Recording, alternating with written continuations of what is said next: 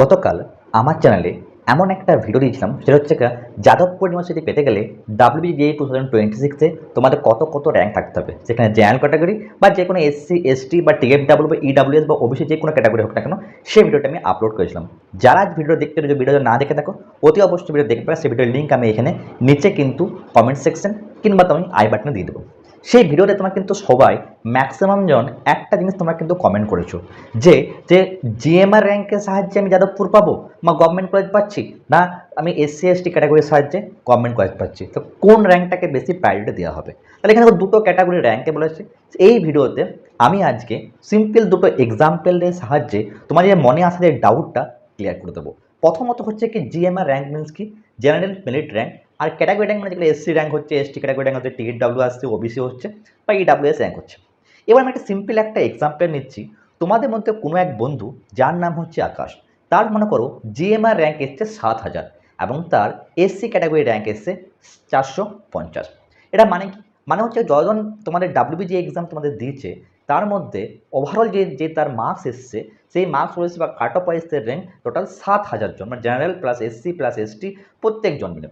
এবং তাদের মধ্যে সিম্পলি SC ক্যাটাগরি যারা রয়েছে তার আগে 449 জন আছে। আকাশের র্যাঙ্ক 450, রানম্যান্স SC ক্যাটাগরি টোটাল ওই র্যাঙ্কের মধ্যে 7,000-এর মধ্যে 450 জন SC ক্যাটাগরি আছে। এবারে দেখো, প্রত্যেকটি কলেজে গভর্নমেন্ট বলো বা প্রাইভেট কলেজে বলো না কেন, একটা রিজার্ভেশন থাকে। এবার সেই জন্য কী হয়ে থাকে, যখন তুমি কাউন্সিলিং করছো সব থেকে মোস্ট ইম্পর্টেন্ট পার্ট হচ্ছে তোমাদের চয়েস ফিলিং। এবার সাপোজ ধরো মনে করো কাউন্সিলিংয়ের সময় তুমি একটা জিনিস চয়েস ফিলিং করে রেখেছো, সেখানে মনে করো কল্যাণী ইউনিভার্সিটিতে আকাশ চয়েস ফিলিং করে রেখেছো, সেখানে তুমি CSE আমি নিয়ে পড়াশোনা করবো। এবার যখন হচ্ছে যখন তুমি কাউন্সিলিং করছো তখন তোমার যে রোল নাম্বার যখন তুমি অ্যাপ্লাই করছো, তখন তোমাদের কি হচ্ছে, প্রথমে কাউন্সিলিং সফটওয়্যার কী করে, প্রথমে তার জিএমআর যে র্যাঙ্কটা, সেই জিএমআর র্যাঙ্কটাকে ফার্স্ট প্রায়োরিটি দেবে। জিএমআর র্যাঙ্ক অনুসারে আকাশের র্যাঙ্ক হচ্ছে 7,000। তো আকাশের র্যাঙ্ক যখন 7,000 র্যাঙ্ক হচ্ছে, তো সেই 7,000 র্যাঙ্কে তো ডেফিনেটলি কল্যাণী ইউনিভার্সিটি পাবে না, যে কোনো প্রাইভেট কলেজ ডেফিনেটলি পাবে। তো প্রথমে কি করবে, ওই র্যাঙ্কে প্রথমে দেখবে কোনো জেনারেল ক্যাটাগরি খালি আছে কিনা।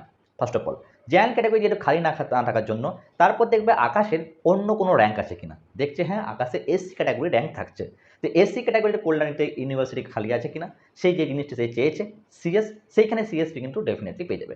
সিমিলার যাদবপুর ইউনিভার্সিটিতে আমি সেই জিনিসটাই তোমাদেরকে বোঝানোর চেষ্টা করেছিলাম, যেখানে তুমি SC ST ক্যাটাগরি তোমাদের র্যাঙ্কগুলো আমি প্রোভাইড করেছিলাম ওপেনিং অ্যান্ড ক্লোজিং ওয়াইজ, যেগুলো রাউন্ড 1 রাউন্ড 2 বা মপআপের ক্ষেত্রেও ডেফিনেটলি হয়ে থাকে, সেখানে এরকম ঘটনা করেই ডেফিনেটলি হয়।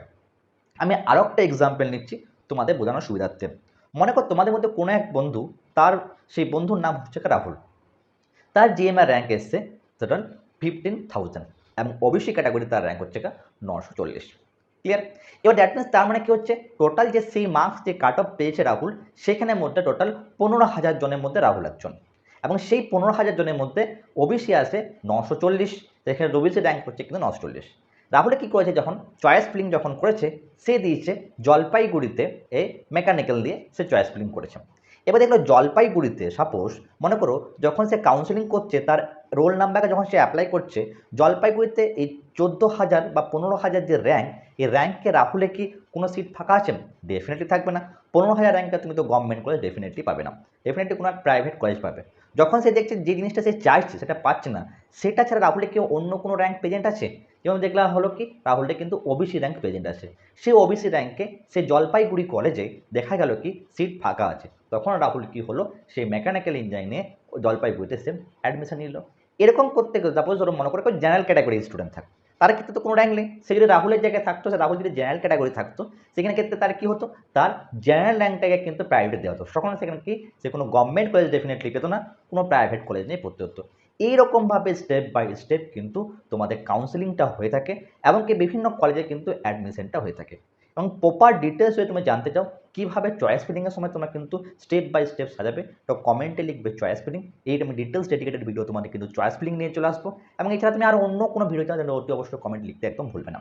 তার ভিডিও টপিকটা এটাই ছিল, তোমাদের মনে যে আসা যে ডাউট সেটা কিন্তু সম্পূর্ণভাবে আশা করি ক্লিয়ার হয়ে গেছে। যদি ভালো লেগে থাকে বন্ধুর সঙ্গে শেয়ার করতে একদম ভুলবে না। And thank you so much for watching my videos.